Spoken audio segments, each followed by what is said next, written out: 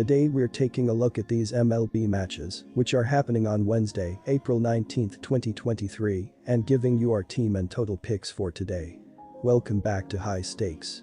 Before we dive into our video, don't forget to subscribe and to push the notification bell so you don't miss any of our videos. Also check out our Patreon if you want access to our premium picks. Our Patreon is a way for us to help you improve your chances of making more money, and if you are interested in props and parlay picks, check out our new channel High Stakes Props and Parlays, where you can find our player props and parlay picks predictions. You will find the link to our Patreon and to our new channel in the description and comments section below. Tampa Bay Rays vs Cincinnati Reds. After starting the season a surprising 3-1, the Reds have dropped 8 of their last 12. Following a dismal 2022 season that saw the Reds lose 100 games, the Reds look to be improved this season, albeit there was likely nowhere to go but up from last year. Still, they're far from the top of the league in any category, ranking middle of the pack in runs scored with 82 and placing similarly with 80 runs allowed on the season. As a team, they're hitting a solid .251 with a .736 ops, lead by the rookie third baseman, Spencer Steer, who is hitting a fantastic .320 to go with an ops of .944. Over their last 7 games, the Reds have been averaging just over 6 runs per game, an impressive feat, however, with the way the Tampa Bay Rays like to score runs, the Reds will likely need a stellar pitching performance in this one. With no starter yet announced for the Reds, it's difficult to predict exactly how their pitching will shake out in this one. However, with Nick Lodolo taking the mound on Tuesday and Graham Ashcroft only on 3 days rest, it seems unlikely that the Reds will start anybody off to a hot start in 2023. Should they opt for a bullpen game, that may not work out in the Reds' favor either, as, with a few notable exceptions, the bullpen has struggled to begin the year for Cincinnati. I've got the Rays in this one. Despite their recent slide, the Rays have been an absolute juggernaut this season, dominating on both sides of the ball, leading the majors in runs scored and run differential, and ranking third in runs allowed. With an offense that is setting the league on fire, it seems safe that the Rays will give Drew Rasmussen plenty of cushions while he's on the mound. Rasmussen has been great to start this season and is picking up right where he left off with Tampa Bay, giving the Rays a significant advantage in this game. While the Reds' offense has been good of late, it likely won't be enough against the Rays, especially with Cincinnati's lackluster options available to take the hill. Take the Rays minus 1.5 runs. I'm taking the over here. The Rays' offense just cannot be stopped right now, with 3 individual players mashing to start the year with an ops above 1.000. That's not even to mention their young stars, Randy Arozarena and Wander Franco, who has been on fire to begin the year as well. With Reds lacking a strong starting option on Wednesday against Tampa Bay, the Rays should be able to light up the scoreboard in this one. While Drew Rasmussen has been great for the Rays, the Reds' offense really has been clicking of late, averaging over 6 runs per game in the last week, and will likely be able to post at least a few runs against the Rays on Wednesday. Take the over 9.5 runs. San Francisco Giants vs Miami Marlins. The Marlins enter this contest with a run differential of -25, which is 26th in the league. Despite the current 10-8 record, when the Marlins have lost this season, they've been blown out a few times, as opposed to their close wins. This has been more evident as we see their league low in runs per game, despite their above-average batting average. The Marlins haven't always stayed disciplined at the plate and are often swiping at pitches that would otherwise yield walks. Along with their low walk rate, the Marlins hit into double plays more than any other team in the league, failing to often get the ball to clear the infield. What has aided them, however, has been their ability to drive runners home when they are in scoring position. So far this season the Marlins haven't been able to capitalize with runners on, and that has been exhibited by their lack of hitting power, as mentioned earlier. This lack of hitting power places Miami bottom 10 in isolated hitting power, and they're hovering around the bottom 10 in home runs per game. With their wins coming by such slim margin, if the Marlins could get more balls out the yard, they could give their pitching staff a bit of a reprieve. Trevor Rogers appears to be locked in to start the season and is coming off a strong home performance. He's pitched well against the Giants in the past, and San Francisco just simply hasn't seen the ball all that well lately. Alex Cobb, meanwhile, has historically thrown much worse on the road, and even with the lack of hitting power, the Marlins should be able to pepper Cobb for multi-hit innings that drive the runs in. Take the Marlins for the sweep. Take Miami money line. Even with Cobb's erratic road numbers, the Marlins have yet to find success in terms of generating runs on a consistent basis. Couple that with their knack of hitting into double plays, and Cobb could cycle through some innings in a quick fashion.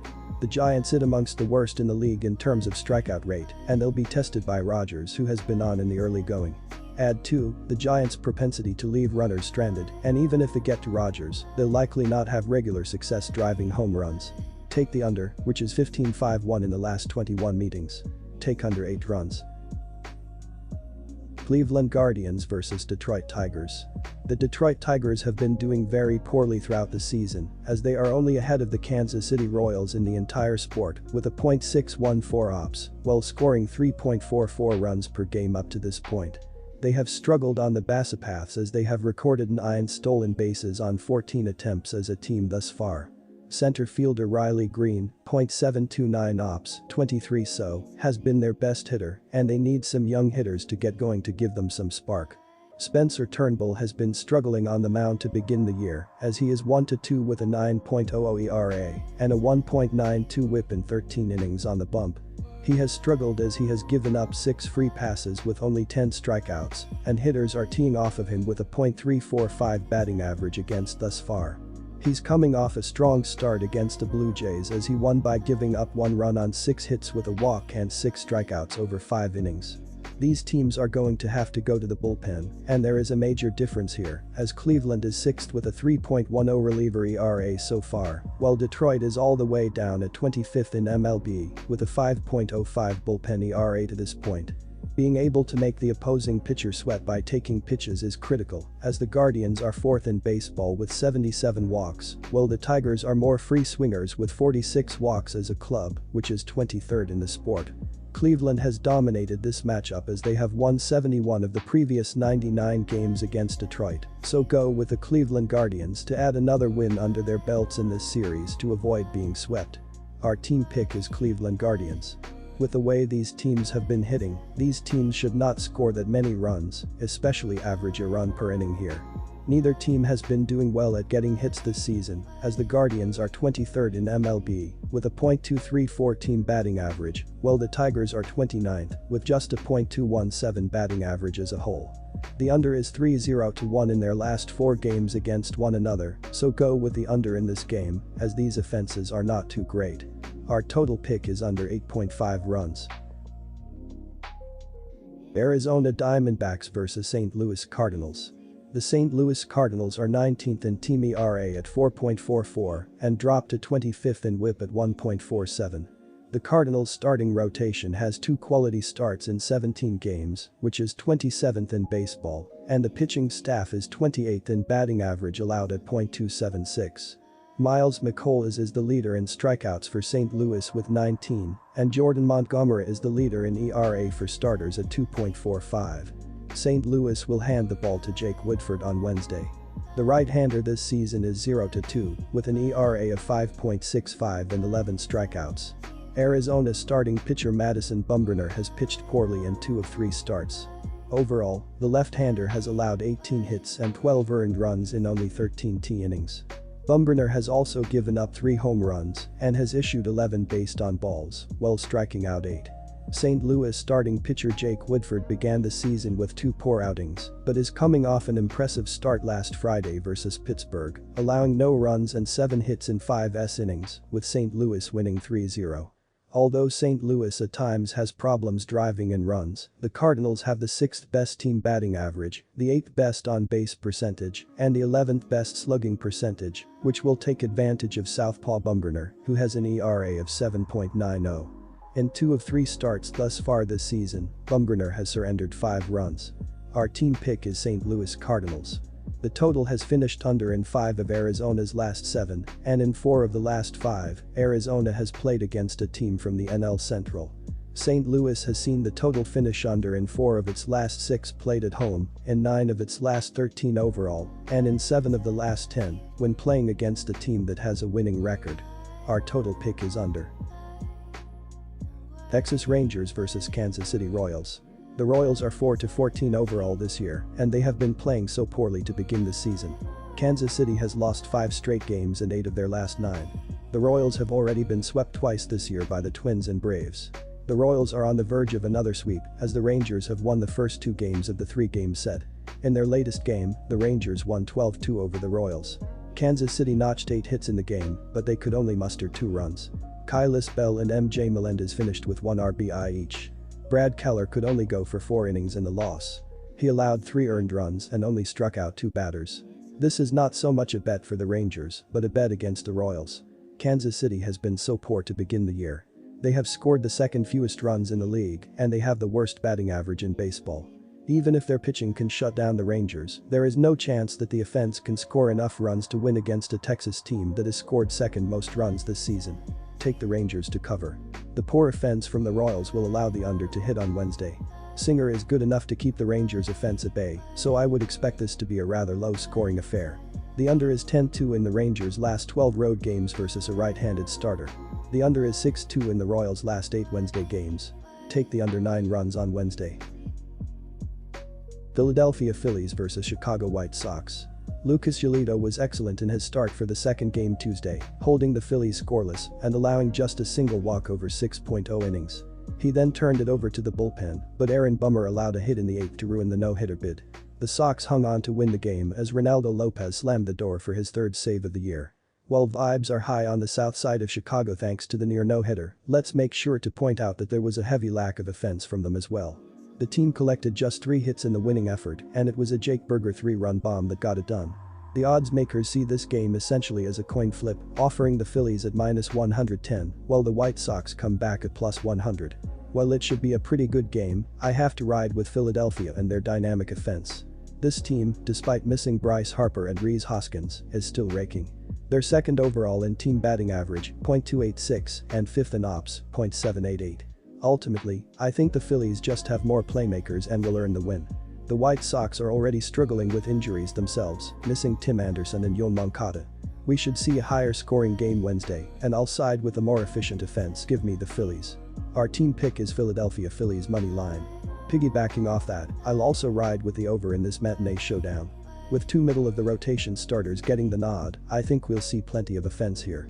The offenses each have decent head-to-head numbers, as the Phillies are slashing .255, .339, .364 against Clevenger over 55 at-bats. Meanwhile, the White Sox are at .324, .395, .471 over a limited sample of 34 at-bats against Walker. Now, the key here is the lack of bullpen production from each team. The White Sox are dead last in bullpen ERA, 7.04, while the Phillies are 28, 6.30. Chicago's also 30th in WHIP, 1.89, while Philadelphia drops to 29th, 1.71 in the category. These are literally the 2 worst bullpens in baseball, so hopefully we can get to them early and see the runs pile up. Let's lock in the over. New York Mets vs Los Angeles Dodgers.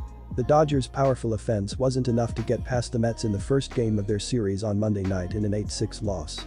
Los Angeles hit 3 more home runs, 2 by first baseman Freddie Freeman and 1 by third baseman Max Muncy, to give them 30 on the season, but reliever Alex Vesia wasn't able to hold a lead in the 7th inning as he took the loss to drop to 0-2. Los Angeles has now lost 2 in a row and are 5-5 at home this season. The Dodgers are 2 games behind the Arizona Diamondbacks for first place in the NL West.